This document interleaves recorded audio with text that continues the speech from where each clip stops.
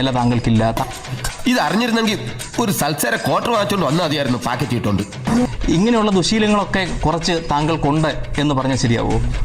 തീർച്ചയായിട്ടും ഇതൊരു ദുശീലമാണെന്ന് വിചാരിക്കുകയാണെങ്കിൽ ഞാനത് ചോദിക്കരുതായിരുന്നു. ഞാനിതില്ലെന്ന് പറയുന്നത് കൊണ്ട് ഞാനൊരു പ്രത്യേക അവസ്ഥയിലേക്ക് മാറുന്നൊന്നുമില്ല. ഈ സർപ്പത്തിൽ തന്നെയല്ലേ വിഷമുള്ളതും വിഷമില്ലാത്തതൊക്കെ? അകജമായ നാണം ഉള്ള ഒരാളാണോ മോഹൻലാൽ ഇപ്പോഴും? എനിക്ക് ചൊറിഞ്ഞ് വരുന്നുണ്ട് കേട്ടോ. എങ്കിൽ ഞാൻ കേട്ട ഏറ്റവും നല്ല ഒരു ഗോസിപ്പിനെ കുറിച്ച് പറയട്ടെ.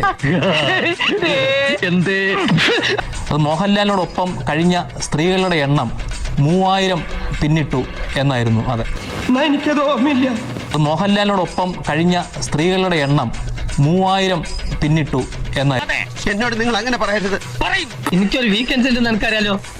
ഡിൻഡോൾഫിക്ക സുഡാൽഫിക്കി എണ്ണം 3000 പിന്നിട്ടു എന്നായിരുന്നു. അതെ, അത് എനിക്ക് പക്ഷേ അത് ശരിയല്ല. അതിൽ കൂടുതൽ ഉണ്ടാകും എന്നാണ് ഞാൻ വിശ്വസിക്കുന്നത്. ഇങ്ങനെ ഉദിച്ചു വരുന്ന പ്രായത്തിലല്ലേ ഞാൻ മദ്രാസിലെത്തുന്നത്.